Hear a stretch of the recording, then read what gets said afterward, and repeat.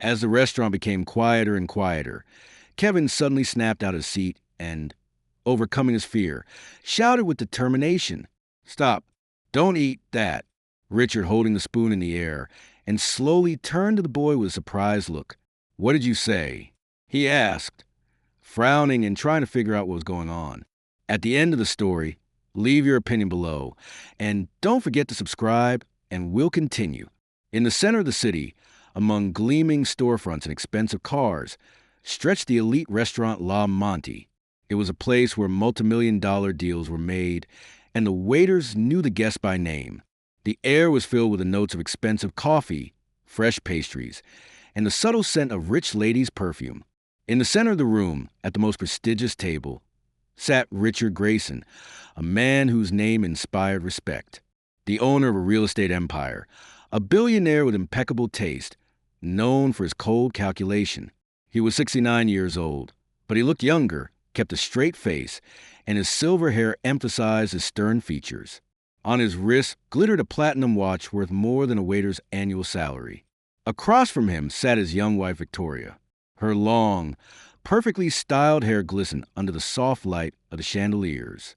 Her movements were graceful and her smile flawless, but there was a cold emptiness in her eyes. She played gracefully with her diamond bracelet, her attention not on her husband but on her phone, where new notifications flashed. Outside the stained glass windows of the restaurant stood Kevin, a boy in a tattered sweatshirt who wasn't even 14. His thin face looked older because of his constant hunger and fatigue. Dirty sneakers, torn jeans, hands covered in old abrasions, he was part of the street, a shadow that no one paid attention to. He knew the place. Every day, rich people left uneaten food on the tables, but the waiters threw it away, not letting the homeless even get close. Kevin was used to biding his time. Today he was here again, watching the plates, hoping someone would leave a piece of bread or an unfinished cup of tea. But something made him freeze. His attentive eyes snatched up Victoria's odd movement. Her slender fingers slipped into her purse, pulled out a tiny vial. Everything happened in an instant, a slight tilt of the wrist, and the clear liquid flowed into a bowl of hot soup. Kevin couldn't believe his eyes. He blinked, trying to convince himself that he was imagining things. But Victoria took the spoon and stirred the soup lightly, her face impassive, as if nothing had happened. "Is it poison?" A chill gripped his body, but he couldn't tear his eyes away. He looked at Richard. He put the phone away, adjusted his glasses, and reached for his spoon. Kevin clenched his fists. He knew that if he kept silent, something terrible would happen. There were hundreds of voices in his head, arguing among themselves. "It's none of your business. No one will believe you. Why do you need trouble?" The boy's gaze, however, was fixed on the spoon slowly approaching Richard's lips. Each second dragged agonizingly long, and Kevin realized that there was no more time to think. He took a deep breath and, overcoming the heaviness in his legs, stepped forward toward the door of the restaurant. The door opened with a slight clang, and the coolness of the elite hall overwhelmed him with a wave of fear and uncertainty. The visitors turned to him instantly, expressions of surprise and displeasure on their faces. No one was used to seeing a boy in ragged clothes here, especially in such an anxious state. Irritation flashed in the waiter's eyes, and he was about to stop the boy, but it was too late. "Stop! Don't eat that!" Kevin shouted desperately, keeping his eyes on Richard. The silence instantly swallowed up all sound. The clinking of dishes disappeared. Conversation ceased. Even the background music seemed hushed. Richard stopped, the spoon a centimeter from his lips, and he slowly looked up at the boy. His eyes narrowed in surprise and disbelief, and his fingers trembled slightly. "What did you say, boy?" Victoria intervened with irritation, turning sharply toward Kevin. Her tone was icy, and her gaze flickered toward him with contempt and anger. Kevin took another step forward, almost feeling the physical resistance of the intense gaze of the woman who a second ago had seemed the epitome of perfection. "She put something in your soup when you were distracted by the phone," he said, his voice shaky but clear and loud. "I saw it with my own eyes." A whisper spread quickly through the room. The guests began to glance around. Someone put a glass on the table with a loud clatter, and somewhere in the distance a waiter froze with a tray in his hands. Victoria rose abruptly from her seat, pushing her chair back. so that its scraping made everyone wince. "Do you realize who you're accusing, you ragamuffin?" She hissed furiously, glaring angrily. "Do you have any idea what consequences you'll face for saying that?" Kevin swallowed, feeling the fear trying to crush his confidence. But he wasn't going to back down. "I know what I saw," he replied, trying to stay calm. "There's something bad in that plate. Check it out if you don't believe me." Victoria jumped up, dropping her chair and losing her temper. Her mask of the perfect wife disappeared instantly, revealing the rage hidden behind elegance and beauty. "Richard, this is absurd." She almost shouted, not to Kevin, but to her husband. "Are you going to listen to a wandering boy instead of your own wife? He's obviously trying to profit from you or to get attention." Richard slowly lowered the spoon back into his plate, his gaze cold and thoughtful. He looked first at his wife, then back at Kevin, as if trying to get to the heart of what was happening. "He's right, Victoria," he finally said calmly, but with a firmness in his voice that made her freeze in place. "If he's lying, the test won't reveal anything. But if he's telling the truth—" Victoria turned visibly pale, her lips tightened nervously, and her normally confident hands began to tremble. She tried to object, but the words stuck in her throat. "Call the police," Richard said quietly to the waiter, keeping his eyes on his wife. "Let them find out what really happened." The waiter, nodding slightly apprehensively, hurried to carry out the order. Victoria abruptly sat back in her chair, her face pale and her eyes panic-stricken. A small crowd of curious people had already gathered around the table, but no one dared to speak. Kevin took a deep breath, feeling slightly relieved. He realized that his words had not been wasted, but the end was still to come. His eyes met Richard's hard gaze, which flashed with gratitude and something akin to respect. It was at that moment that the boy realized that his life would probably never be the same again. The restaurant staff watched in suspense as Victoria clutched her purse helplessly in her hands, casting frightened glances around. Her face was pale, the perfectly applied makeup now only emphasizing the panicked expression in her eyes. Kevin stood motionless next to Richard, feeling the eyes of the entire room on him. The blue lights of the police were already flashing through the windows, and the sirens were getting louder. The police officers walked quickly inside, heading for the center table, their gaze serious and impenetrable. "What's going on here?" the senior officer asked coldly, assessing everyone carefully, most of all the nervous Victoria. Richard slowly stood up, straightening to his full height, and pointed to the bowl of soup while remaining calm. "This boy claims my wife put something in the soup. I want to check it out right now." Victoria turned even paler and took a step backward, hitting the chair with a thud. Her former arrogance melted away, replaced by fear and panic. "It's just a misunderstanding." She barely audibly exhaled, not looking the officers in the eye. "I would never do anything like that. It's ridiculous." One of the policemen picked up a bowl of soup, scrutinizing the contents. Then his gaze fell on Victoria, and he spoke briefly. "We'll have to check it out in the lab. Until we find out, you're going to have to come with us." Victoria trembled, but suddenly her voice broke through, full of anger and despair at the same time. "Do you realize who I am? It's some ragamuffin," she shouted, pointing a trembling finger at Kevin. "I didn't do anything. He just wants money or attention." The cop remained unfazed, his gaze sliding to Kevin, then back to her. "This street boy, as you called him, may have saved your husband's life," the officer said coldly, pulling out the handcuffs. "You are being held on suspicion of attempted murder." The cafe was filled with muffled exclamations of surprise and horror. Victoria lost her composure and shouted angrily, "I didn't mean to kill him. It's just... I'm tired of living like I'm nobody around him. Everything was always his way. His way." Her words came out in a scream, and she tried to break free, but the policeman held her tightly. People around them began to take pictures on their phones, and shock and curiosity mingled in their gazes. Richard, previously strong and confident, sank slowly into a chair as if all his strength had suddenly left him. The policeman led Victoria outside, her loud protests fading into the cold silence of the restaurant. Bernard slowly lowered his gaze. His shoulders slumped as if a heavy weight had been placed on them. His gaze slid back to the boy, and for the first time there was something resembling genuine gratitude on his stern face. "Come here, Kevin," he said quietly, pointing to the chair across from him. His voice sounded different now, softer, as if all the pride was gone. Kevin slowly approached and lowered himself to the edge of the chair, looking tensely at the older man, not sure what to expect now. "Do you know who Victoria was to me?" Bernard asked with bitterness in his voice, not expecting an answer. "I thought of her as the closest person I'd ever known, even though I'd known deep down that something was wrong. I closed my eyes, not wanting to see the truth." He sighed and continued quietly. "You did more than save my life today, boy. You opened my eyes to the truth I've been avoiding." "I only did what I had to do," he said quietly, avoiding Bernard's gaze. "I couldn't live in peace knowing that I could have made a difference, but I didn't." Bernard nodded silently, as if he understood without further ado. His face was full of respect, mixed with gratitude. At that moment, he realized that status and money did not protect him from the betrayal of loved ones, and that sometimes it was those who were ignored by society who could show true humanity.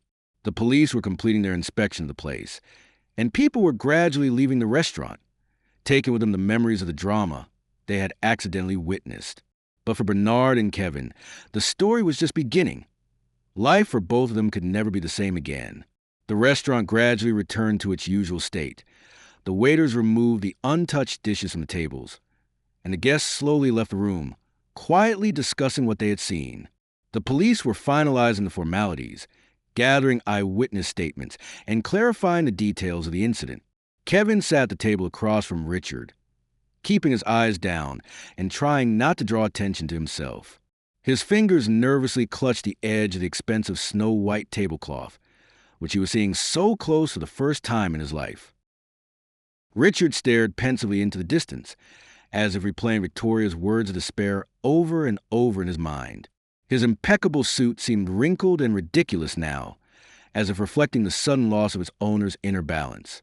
The weight of the truth that had just been revealed was evident on his face, but at the same time there was a look of genuine relief in his eyes that the truth had come out. At last Richard took a deep breath, slowly removed his glasses, and wiped them tiredly with a thin handkerchief, as if trying to wipe away the bitterness of the last few minutes. Then he looked at the boy carefully again, and for the first time his stern gaze showed benevolence and genuine gratitude. "You know, Kevin, no one has ever been so brave in my life," he said softly but clearly, catching the boy's attention. "Even people who call themselves my friends usually prefer to look away when they see something unpleasant." Kevin shook his head in embarrassment and, after a slight hesitation, finally looked straight into the eyes of the elderly billionaire. It was strange for him to hear such words, for he had done nothing special but tell the truth. In his life on the street, he was used to honesty being more of a hindrance than a help, but now for the first time the opposite was happening. "I wasn't thinking about being a hero or getting attention," Kevin said quietly, nervously tugging at the sleeve of his ragged sweatshirt. "I just didn't want you to get hurt, that's all. Any normal person in my position would have done the same thing." Richard smiled slightly. For the first time in the evening, a sincere human emotion, devoid of the masks of businesslike detachment and the stern austerity of a billionaire. He looked at Kevin carefully, as if he were truly seeing him for the first time not as a kid off the street, but as someone who showed the sincerity and courage he lacked in his own environment. Most people would rather walk away, even if they knew something terrible was happening. Richard continued thoughtfully, shaking his head. "That's not what you did, and I'd like to know what made you do it. Why didn't you turn away like everyone else?" Kevin was silent for a few seconds, searching for the right words, feeling the memories of his own past weighing heavily on his chest. Then he sighed and answered softly but firmly, "Because I know what it's like when you need help, but no one around you wants to give it. I've seen a lot of situations like this before, where people pretend not to notice. I couldn't afford to do the same this time, even if I had to pay a high price for it." Richard studied his face closely, and the man's eyes were a mixture of sympathy and surprise at what he was hearing. The boy had clearly been through more than his appearance suggested, and his voice had a genuine sincerity in it that Richard was accustomed to rarely seeing around him.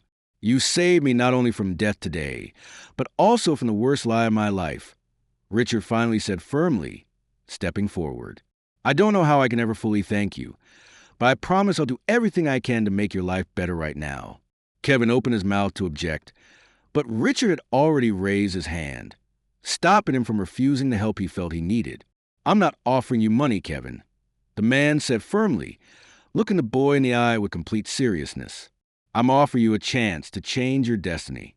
I'm not going to pay you off with gratitude, but I'm going to give you the chance that was given to me a long time ago. Do you want to take it?" Kevin swallowed the lump in his throat and nodded slowly, barely able to hide the excitement in his throat. Kevin stared out the window of the black SUV, unable to believe that he was now inside a car that seemed to him a symbol of unattainable luxury. The leather seats were so soft and comfortable that he involuntarily felt the fabric with his hands, as if checking the reality of what was happening. For the first time in years, he felt that the invisible wall between him and the world of rich people was gradually disappearing. But there was still a doubt inside his mind. Could he really trust this stranger who had just offered to change his life? Richard, who was sitting next to the driver, glanced at the boy from time to time through the rearview mirror, noticing his tension and anxiety. He understood Kevin's feelings. For years ago, he had been a teenager like him, lacking confidence in the future. He remembered the hard years of his youth, when no one believed in his abilities, thinking he was just another dreamer with no money and no connections. Now, looking at this boy, he saw not only courage, but also sincerity, which was sorely lacking in the people around him. The car turned onto a wide manicured alley leading to a luxurious mansion surrounded by green shrubs and neatly trimmed lawns. Kevin felt his stomach twist with excitement again. He had never been so close to the luxury he was used to seeing only behind the glass of expensive restaurants and stores. The car stopped in front of an imposing house, and Kevin carefully got out, looking around in disbelief and surprise. "Welcome home, Kevin," Richard said calmly and firmly, stepping out of the car and approaching the boy. His voice sounded as if the house belonged not only to him, but to Kevin as well, though the boy still couldn't believe what was happening. "It's too much," Kevin started to say, but the word stuck in his throat. He felt tears welling up in his eyes, and he turned away sharply, trying to hide his embarrassment. He wasn't used to kindness and caring, especially from people whose world had always seemed alien and unreachable to him. Richard gently placed a hand on his shoulder, his voice sounding calm but confident. "I know you're not used to it, but let me help you, not just out of gratitude, but because I know what it's like to be unwanted. I don't want you to repeat my mistakes and waste your time trying to prove to the world that you're worthy of respect." Kevin took a deep breath, gathering the strength to turn back and look into Richard's eyes. His gaze was a mixture of gratitude and uncertainty, but also, for the first time, a determination to take a step toward a new life, despite the fear and doubt. Richard smiled slightly, as if reading the boy's thoughts, and said softly, "You don't have to decide anything right now, Kevin. Just know that the door to my house is now open to you. You can stay as long as you see fit. You will no longer struggle to survive on the streets." Kevin looked again at the huge mansion, which now seemed not frightening, but full of hope. For the first time in his life, he felt that someone really wanted to change his fate without demanding anything but sincerity and honesty in return. He slowly took a step toward the front door, feeling the heaviness of his past life gradually let go of his heart. The door opened, and an elderly woman came out, her face expressing genuine warmth and friendliness. She smiled welcomingly and, turning to the boy, said, "Welcome, young master. Your room is ready for you. We've been waiting for your arrival." Kevin froze on the threshold, feeling his heart fill with warmth and surprise at how quickly and unexpectedly his life had changed.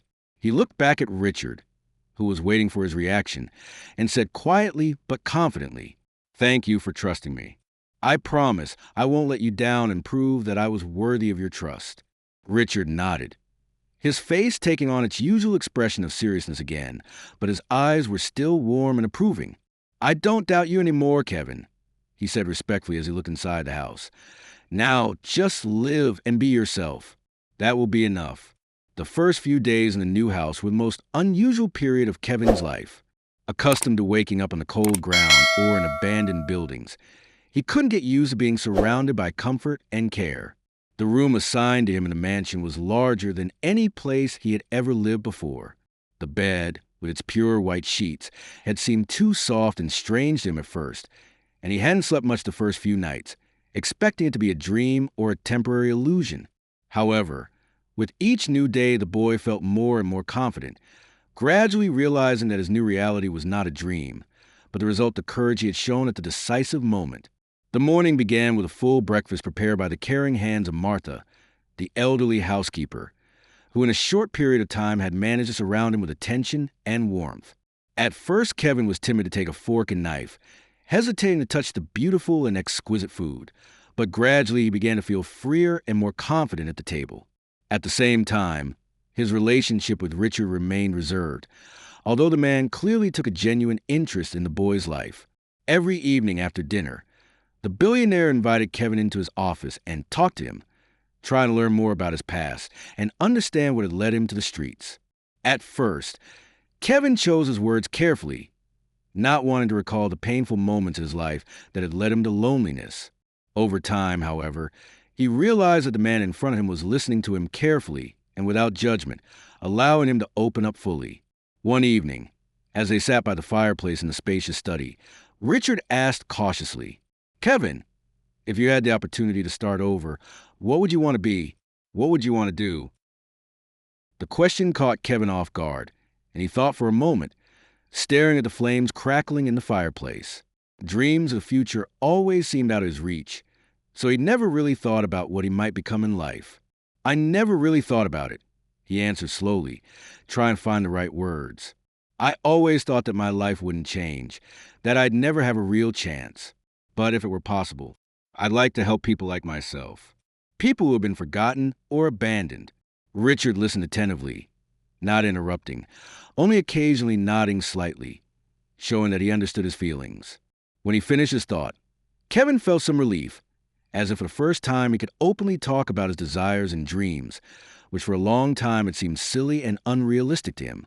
"I understand you better than you think, Kevin," Richard said, looking intently at the boy. "I was in a very similar situation a long time ago, though few people know it. I was considered hopeless, even dangerous. But someone came into my life who believed in me and gave me a chance to prove my worth." He paused, as if mentally immersed in memories, and then continued, his voice sounding more confident and firm. "Now it's my turn to help someone else. And I can see that you are the person who deserves this chance more than anyone else." Kevin felt his heart begin to beat more frequently, and something like the confidence he had always lacked. "Thank you," he said at last, his voice firmer than usual. "I want to get better, and I promise I'll do everything I can to justify your trust." Richard reached out his hand with a smile, and Kevin shook it firmly, hesitating a moment. That simple movement was a symbol of mutual respect and trust, which grew stronger every day, becoming the basis for new opportunities. Since that evening, Kevin had felt that a real path was finally opening up in front of him, and now he was determined to use the chance he had been given so that he could one day help others like he had been helped. It had been almost 2 years since the day Kevin's life had been dramatically changed by a single act. The boy who had once wandered the streets, looking for leftovers at restaurant tables, now walked confidently through the bright college corridors, heading to his first lecture. Studying had not been easy for him, especially in the first few months, when each new subject seemed like an impossible challenge, and his classmates looked at him with curiosity, not understanding how he had ended up among them. But Kevin was determined that he would never go back to the hopelessness he had lived in before. Richard, who became not just a mentor but practically a father to him, continued to support him in everything, gradually introducing the boy to the world of business and showing him exactly how his huge corporation worked. Despite the huge difference in age and status, a special bond arose between them, based on sincerity and mutual respect. For Richard, this friendship was also a breath of fresh air, reminding him that humanity and sincerity are often worth much more than money and power. One Sunday morning, as Kevin and Richard were having their traditional breakfast together on the open veranda of the mansion, an expensive car suddenly pulled up to them. An elegantly dressed man with a folder in his hands stepped out of the car and walked confidently toward their table. Kevin looked at Richard warily, not understanding what was going on, but the man smiled and calmly invited the guest to join them. "Kevin, I'd like you to meet my old friend and partner, attorney Stephen Carson," Richard said, shaking the guest's hand. I've been working with him for a long time, and I've asked him to help me with something very important. Kevin felt anxiety rising in his chest again, but tried not to show his excitement, remaining calm and nodding respectfully at the man in greeting. Stephen opened a folder, pulled out a few documents, and placed them in front of Kevin, smiling as if he already knew what kind of reaction his appearance would elicit. "Richard told me your story." Stephen began with a touch of friendly warmth in his voice and asked me to help formalize something that's been a long time coming. If you'd be willing to take that step, of course. Kevin took the papers carefully and began to read, his eyes gradually widening with surprise and confusion. He looked up at Richard, waiting for an explanation, not understanding why the papers indicated that the billionaire wanted to officially adopt him. "Kevin, I've realized over the years that you become closer to me than any man I've ever known," Richard said calmly, looking straight into the boy's eyes. "I want you to be officially part of my family, so that no one will ever doubt that you are my son and sole heir." It was as if time had stopped, and Kevin felt his eyes begin to burn with unaccustomed tears. He didn't know what to say, couldn't even believe that something he'd never dreamed of was happening right in front of him. "But I didn't do anything special," he said quietly, barely containing his emotions. "I just did the right thing, that's all." Richard smiled, shaking his head slowly, as if once again convinced of how different Kevin was from most people he met. "That's why you deserve all this more than anyone else," he said softly, putting a hand on the boy's shoulder. "You've proven to me and everyone around you that true character is not found in wealth or status, but in actions and the ability to remain human even in the most difficult moments." Kevin was silent for a few seconds, looking at the documents. Then he took a deep breath and confidently took the pen to sign. He realized that this moment was the beginning of a whole new life, and from now on he had to justify the trust of the man who was not afraid to change his fate. After signing the papers, he looked at Richard and said calmly but firmly, "Thank you for believing in me. Now I'll do everything I can to never disappoint you." Richard smiled, squeezing his shoulder tightly, and in his gaze he could see the pride and certainty that this decision was the right one in his life. In that moment, both of them realized that the goodness that the boy from the street had once shown him was now coming back to